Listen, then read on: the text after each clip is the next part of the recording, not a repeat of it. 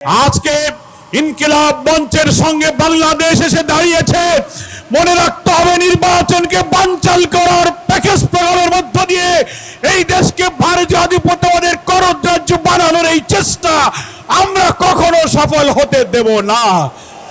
আজকে মৃত্যুদণ্ডপ্রাপ্ত পলাতক আসামি হাসিনাকে যারা আশ্রয় দিয়েছে, হাতির উপরে গুলি করে ভারতে পালিয়ে যাওয়ার সুযোগ যারা দিয়েছে, তারা বাংলাদেশের নির্বাচনকে সুষ্ঠু করতে দেবে না।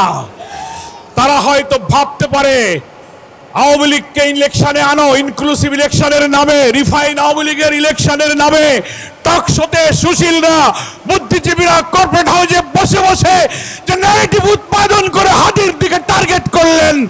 এই সন্ত্রাসের বিরুদ্ধে আজকের এই জনসভা প্রতিরোধের যে আওয়াজ তুলেছে, গোটা জাতিকে ঐক্য গড়ে তুলতে হবে। নির্বাচন বানচাল করে এই দেশকে ভারতের কলোনি বানাতে আমরা দিতে রাজি নই। আজকে কেউ মনে করতে পারেন যে আওয়ামী লীগ তো বিদায় নিয়েছে, ইলেকশন করতে পারবে না, অন্য কোন দলকে আওয়ামী লীগ বানিয়ে ক্ষমতায় আনা যায় কিনা, এই স্বপ্ন আমরা পূরণ করতে দেব না। শরীফ ওসমান হাদী শুধু একটি মানুষ নয়, শুধু ইনকিলাব মঞ্চের মুখপত্র নয়, তিনি হচ্ছেন ভারতীয় আধিপত্যবাদ বিরোধী জনতার ঐক্যের প্রতীক। আজকে কেন্দ্রীয় শহীদ মিনারে বাংলাদেশ একত্রিত হয়ে বলছে, বাংলাদেশের জাতিসত্তা অখণ্ডতা রক্ষার জন্য মৃত্যুভয়হীন চেতনার অতন্ত্র প্রতীক হচ্ছে ওসমান হাদী। আমরা আজকে তার পক্ষে এখানে একত্রিত হয়েছে। একটা কথা বলতে চাই, প্রধান নির্বাচন কমিশনার সাহেবের বক্তব্যে সবাই নিন্দা করেছেন। কি করে আপনি বলতে পারলেন এটা বিচ্ছিন্ন ঘটনা? তফসিল ঘোষণার পরের দিন একজন জাতীয় সংসদ সদস্য পদপ্রার্থী বাংলাদেশের মানুষের চেতনার প্রতীককে প্রকাশ্য দুপুরে গুলিবিদ্ধ করা কখনো বিচ্ছিন্ন ঘটনা হতে পারে না। আপনি বাংলাদেশের মানুষের সংস্কৃতি, জাতিসত্তা, মূল্যবোধ সম্পর্কে যদি ন্যূনতম ধারণা থাকে, তাহলে বুঝতে হবে বাংলাদেশকে ভারতের কররাজ্য যারা বানাতে চায়, আমাদেরকে যারা সেবাদাস বানাতে চায়, এই দেশকে গ্রাস করার পরিকল্পনার অংশ হচ্ছে হাতির উপরে আক্রমণ। এটা বিচ্ছিন্ন নয়, এটা একটা প্যাকেজ প্রোগ্রাম। আমি বিস্মিত।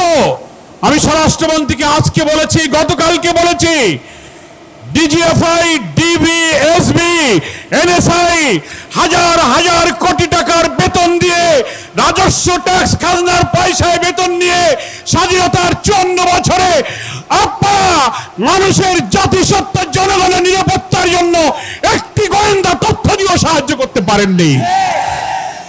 তা না হলে তার উপরে আক্রমণের 2-3 দিন আগের থেকে সে বলছে আমার জীবনের নিরাপত্তা নেই, আমি নিরাপত্তাহীনতায় ভুগছি, আমি গুলিবিদ্ধ হতে পারি, আমার দুঃখ নেই, আমি গুলিবিদ্ধ হলে তোমরা বিচার করো, আমার ছেলেটাকে তোমরা দেখে রেখো। এত বড় কথা হলো মিডিয়াতে, সোশ্যাল মিডিয়াতে, ইন্টেলিজেন্স সবাই জানার পরেও তার নিরাপত্তায় গোয়েন্দা সংস্থা কি ব্যবস্থা গ্রহণ করেছে। এই যে ইন্টেলিজেন্স ফেলিওরের জন্য সরকারকে জবাব দিতে হবে।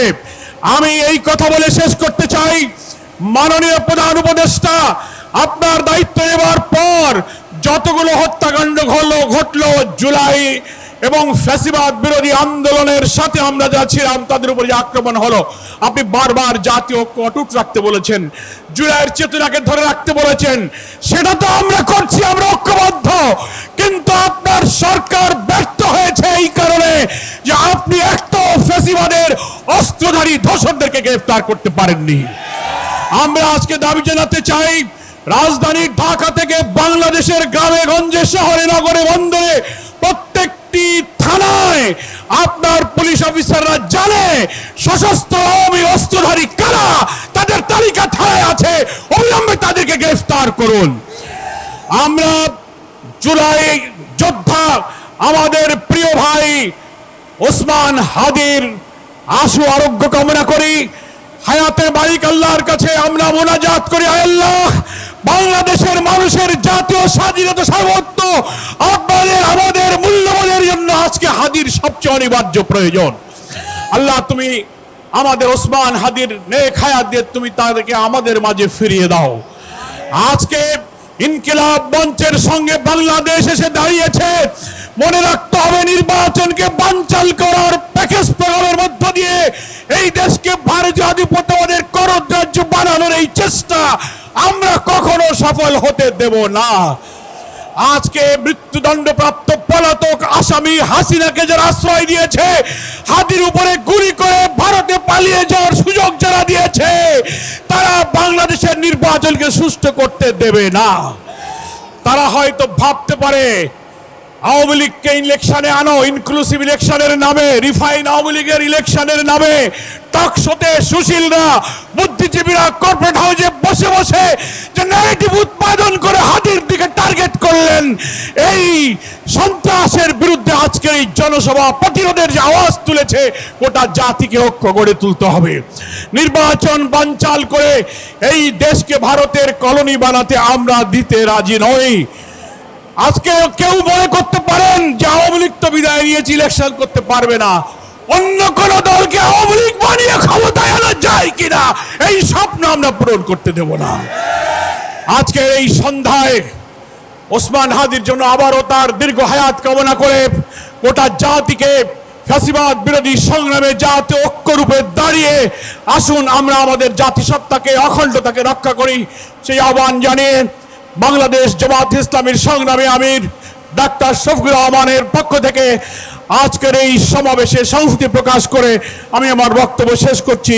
আল্লাহ হাফেজ। বাংলাদেশ জিন্দাবাদ। তার ক্ষয় নাই।